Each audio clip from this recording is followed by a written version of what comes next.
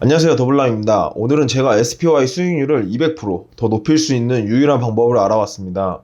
맞습니다. 여러분들이 잘 알고 계시는 미국 대표 ETF인 S&P 500대 우량 기업에 투자하는 인덱스 펀드인 SPY ETF입니다.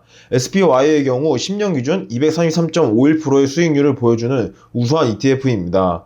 대부분의 유능한 펀드 매니저들도 장기적으로는 SPY의 수익률을 이기지 못한다 하여 유명한 ETF인데요. 이 ETF의 수익률은 운영사가 아닌 저희가 직접 수익률을 200%나 더 올릴 수 있는 방법이 있어 이렇게 영상을 찍게 되었습니다. 영상을 시작하기 전 구독과 좋아요 부탁드리며 자, 그럼 시작하겠습니다.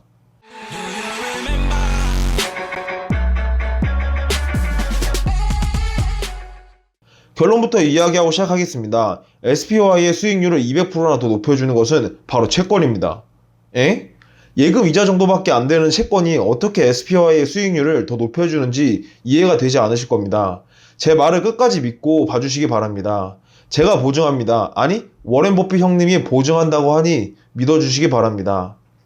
SPY에 100% 투자하는 것보다 SPY와 IEF인 채권에 배분하여 투자할 경우 수익률이 오히려 더 좋아지는데요. 직접 보여드리기 전에 구독자님들께서 이해하기 쉽게 사전에 용어 몇 개만 찍고 가겠습니다.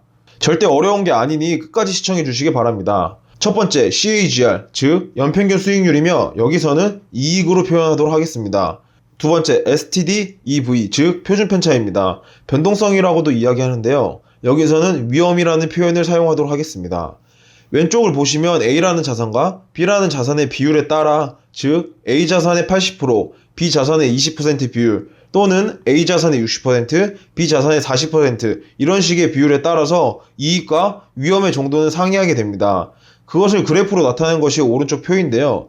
왼쪽 주황색 원이 위험을 최소화 기준, 수익을 최대화할 수 있는 비율이고, 가장 오른쪽에 있는 빨간색이 위험은 전혀 고려하지 않고 단순히 수익만 최대화하는 자산 비율입니다. 그렇다면 위험은 고려하지 않고 수익을 최대화한 비율인 A 자산에 100% 투자한 자산이 수익에도 좋을 것이라는 생각한다면 오산이게 됩니다.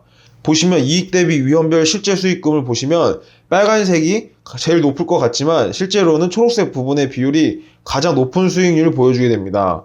즉, 어떻게 배분냐에 따라 실제 수익이 완전히 달라지게 됩니다. 그럼 왜 이런 걸까요? 이유는 간단합니다. 앞서 설명드린 CAGR과 표준 편차, 즉 변동성 때문인데요.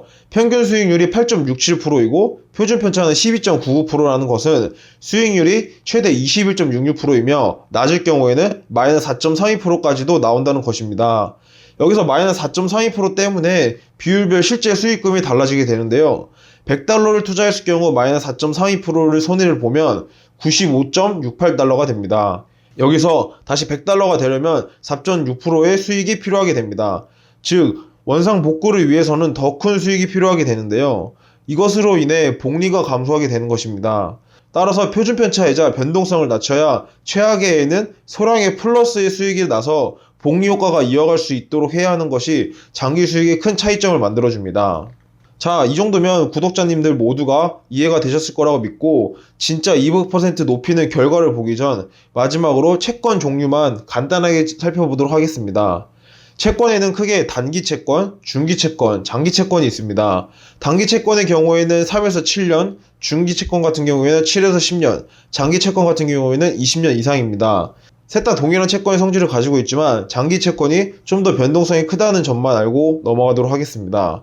오늘 SPY의 수익률을 200% 이상 높여줄 채권은 TLT입니다. TLT가 가장 오래된 채권 ETF이기도 합니다.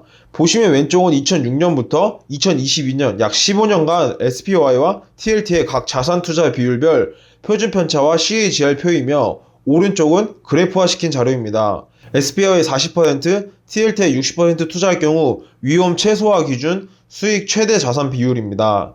당연히 SPY의 100% 투자 시 연평균 수익률이 가장 높은 것을 볼 수가 있습니다. 이렇게 비율별로 2006년도에 100달러 투자 후 15년 뒤의 자산을 보겠습니다. 비율별 자산 그래프를 보시면 오른쪽과 같이 나오는데요. SPY의 85%, TLT의 15%일 경우 634달러로 가장 높은 수익률이 나오게 됩니다. 그리고 가장 안전한 자산 배분인 SPY의 40%, TLT의 60%의 수익률은 499달러이며 SPY 100% 투자 시에는 608달러의 수익입니다. 즉 2006년부터 2022년 기준 SPY 85%, TLT의 15% 투자 시 실제 수익률이 가장 높은 것을 알 수가 있습니다. 그런데 조금 이상하실 겁니다. 분명 시작할 때 200% 이상 수익이 난다고 하였는데 왜 약 30% 정도밖에 차이가 나지 않는 걸까요? 의심하지 마시고 조금만 더 들어주시기 바랍니다.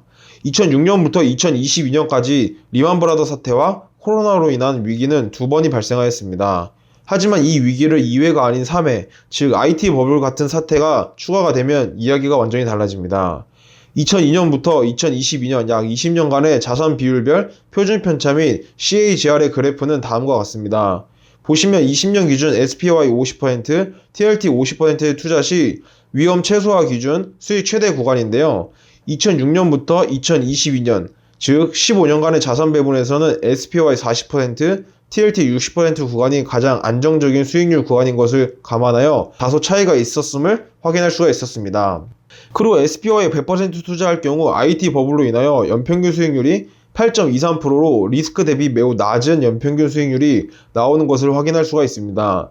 사실상 연평균 수익률만 놓고 보면 SPY는 95%, TLT에 5% 투자한 것이 가장 높아 보입니다.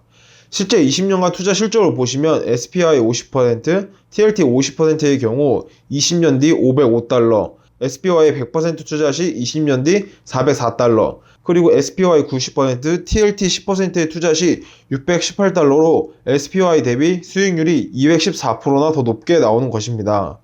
즉 SPY 90%, TLT 10%의 투자 시 수익률이 가장 높습니다. 이것이 바로 워렌 버핏이 유언으로 남긴 포트폴리오인 S&P 500의 90%, 미국 국채에 10%에 투자하라는 이유입니다. 특정 사람들은 버핏이 혹시 모를 파산에 대비하여 미국 국채의 10%를 매수한 것으로 알고 있는데요. 그것은 완전히 틀린 말입니다. 버핏 형님은 위기가 몇 번이 오든 가장 최고의 수익률을 낼 수 있는 자산 배분을 선정해 놓으신 겁니다. 오늘의 결론입니다. S&P 500의 90%, 미국 채권의 10%의 투자가 짱입니다. S&P 500 대표 ETF는 SPY, VOO, IVB가 있으며 개인적으로는 VOO를 저는 가장 선호합니다. 채권은 IEI, IEF, TLT 중 중기채인 IEF를 저는 가장 선호합니다. 오늘도 영상이 도움이 되셨다면 구독과 좋아요 부탁드리며 다음에 다시 찾아뵙도록 하겠습니다. 이상 더블람이었습니다. 감사합니다.